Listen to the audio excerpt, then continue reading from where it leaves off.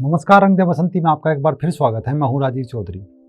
आज सबसे पहले कश्मीर की कुछ तस्वीरें देखिए। ये तस्वीरें कश्मीर के 3 पत्रकारों ने खींची है और इन तस्वीरों के लिए तीनों पत्रकार यासीन डार, मुख्तार खान, चन्नी आनंद को अमेरिकी पत्रकारिता का सर्वश्रेष्ठ माने जाने वाला पुलित्जर पुरस्कार मिला है। सबसे पहले पुलित्जर पुरस्कार पर चर्चा करें तो 4 जून 1917 को इसका आरंभ किया गया था। अब यह पुरस्कार अप्रैल में दिया जाता है। जिस तरह ऑस्कर अवार्ड दुनिया भर में फेमस है, वैसे ही पुलित्जर केवल अमेरिकी मीडिया के लिए है और ज़्यादातर पुरस्कार जीतने वाले भी अमेरिकन लोग हैं या अमेरिका की संस्थाएं हैं। लेकिन जिस तरह ऑस्कर में एक कैटेगरी होती है सर्वश्रेष्ठ विदेशी फिल्म की, वैसे ही पत्रकारिता के लिए दिए जाने वाले पुलित्जर में भी 1-2 कैटेगरी ऐसी होती है जिसमें कुछ विदेशी भी प्राइज जीत सकते हैं। और इसी के चलते अब इन तस्वीरों के लिए पुलित्जर पुरस्कार दिया गया है। उसमें भारतीय सेना के कथित जुल्म दिखाए गए हैं।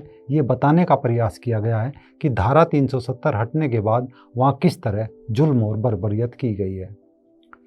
हालांकि कश्मीर में सेना की तस्वीर कुछ और भी है, लेकिन इस पुलित्जर पुरस्कार के पाखंड को जानने से पहले आपको बता दें कि भारतीय सेना की छवि खराब करने की कोशिश करने वाली इन तस्वीरों से खुश राहुल गांधी जी ने कल ट्वीट करके कहा है कि डार, यासीन, मुख्तार खान और चन्नी आनंद को जम्मू कश्मीर में जिंदगी की असरदार तस्वीरें खींचने पर पुलित्जर पुरस्कार जीतने के लिए बधाई।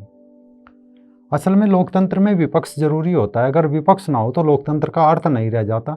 लेकिन जिस तरह मात्र कुछ तस्वीरों पर आज विपक्ष जश्न मना रहा है, इससे सरकार की नहीं बल्कि देश और भारतीय सेना की छवि खराब करने की कोशिश की गई है। वरना कश्मीर से सेना की जो असल तस्वीरें मीडिया में लगातार आती रही है, उन्हें देखकर न तो कभी किसी ने सेना को शाबाशी दी और न ही वामपंथ के अड्डे से मिलने वाला पुलित्जर पुरस्कार किसी मीडिया कर्मी को दिया गया। जिनमें भारतीय सेना के जवान अपनी जान की परवाह किए बगैर मानवता की जिंदा मिसाल पेश कर रहे हैं। लेकिन विश्व भर के वामपंथियों को लोकतांत्रिक देशों से ऐसी फोटोज नहीं चाहिए, बल्कि उन्हें वो फोटोज चाहिए जिनसे इनका एजेंडा पूरा होता हो। इस्लामिक देशों में बैठे इनके आका खुश होते हो सीरिया के समुद्र तट पर एक बच्चे एलन कुर्दी का शव पुलित्जर पुरस्कार ले जाता है, लेकिन इराक और सीरिया में इस्लामिक स्टेट के आतंकियों द्वारा मासूम यजीदी बच्चों का कत्ल और 7-7 साल की यजीदी बच्चियों को यौन दासी बनाई जाने वाली पिक इनके लिए कोई मायने नहीं रखती। शायद यही कारण है कि पुलित्जर पुरस्कार को कुछ समय पहले एक अमेरिकी लेखक स्टीफन लैंडमैन ने पाखंड कहा था, क्योंकि पिछले साल यह पुरस्कार न्यूयॉर्क टाइम्स और वॉल स्ट्रीट जर्नल को मिला था। इन पत्रकारों ने अमेरिका के राष्ट्रपति डोनाल्ड ट्रंप और उनके परिवार की निजी जानकारियां दुनिया में परोसकर ट्रंप को बदनाम करने की कोशिश की थी। यही नहीं, शायद आपको ये तस्वीर याद होगी। इस तस्वीर को नाम दिया गया था the vulture and the little girl. अफ्रीकी देश सूडान की इस तस्वीर में एक गिद्ध भूख से मर रही एक छोटी लड़की के मरने का इंतजार कर रहा था। लड़की खिसक खिसक कर पास के शेल्टर होम में जाने का प्रयास कर रही थी। इस तस्वीर को एक साउथ अफ्रीकन फोटो पत्रकार केविन कार्टर ने सूडान के अकाल के समय खींचा था और इसके लिए उन्हें पुलित्जर पुरस्कार से सम्मानित भी किया गया था। लेकिन कार्टर इस सम्मान का मजा कुछ ही दिन उठा पाए और कुछ महीनों बाद 33 साल की आयु में उन्होंने मानसिक रूप से बीमार होकर आत्महत्या कर ली थी। अवसाद का कारण ये था कि दरअसल जब वे सम्मान का जश्न मना रहे थे तो एक फ़ोन इंटरव्यू के दौरान किसी ने कार्टर से पूछा कि उस लड़की का क्या हुआ, क्या वो बच गई या गिद्ध उसे खा गया। कार्टर ने कहा कि वह देखने के लिए वहाँ रुके नहीं, क्योंकि उन्हें फ़्लाइट पकड़नी थी।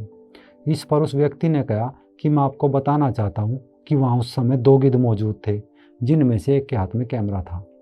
इस कथन के भाव ने कार्टर को इतना विचलित कर दिया कि अवसाद में चले गए और अंत में आत्महत्या कर ली।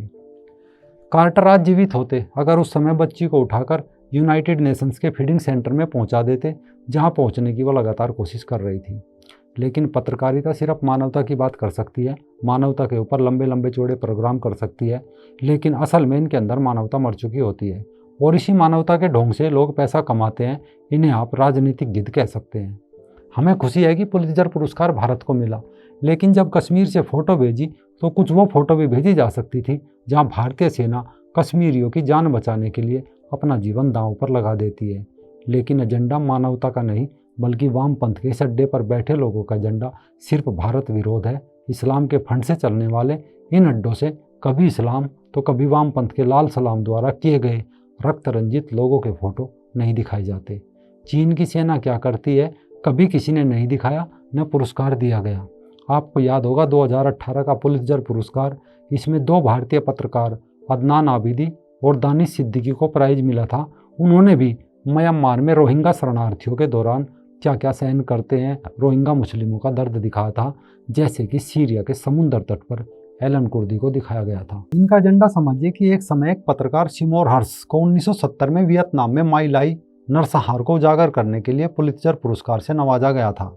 लेकिन जब सिमोर ने 2004 का अबू गरीब जेल का कांड उजागर किया तो कोई पुरस्कार नहीं दिया गया। तब पुलित्जर पुरस्कार गैंग ने कहा था कि कभी कभी सत्ता के एक गुट का सहयोग करना पड़ता है तो कभी कभी एक गुट का सामना करना पड़ता है, और कई बार चीज़ें छिपाई भी जाती है। यानी पुलित्जर गैंग ने साफ कर दिया था कि उन्हें जैसा करने को कहा जाता है वो लोग ऐसा ही करते हैं। वरना आज खुद देख लीजिए कि आखिर इन फोटो में क्या है। बस पाकिस्तान के झंडे लेकर कुछ लोग खड़े हैं। ऐसे फ़ोटो तो गूगल पर हज़ारों मिल जाएंगे, लेकिन इनसे सिर्फ ये दिखाने भर की कोशिश की गई है कि कश्मीर भारत का नहीं बल्कि पाकिस्तान का हिस्सा है और वहाँ के लोग पाकिस्तान के साथ जाना चाहते हैं। शायद यही कारण होगा जो आज कांग्रेस और मुल्ला उमर अब्दुल्ला जैसे लोग इन पुरस्कारों पर जश्न मना रहे हैं।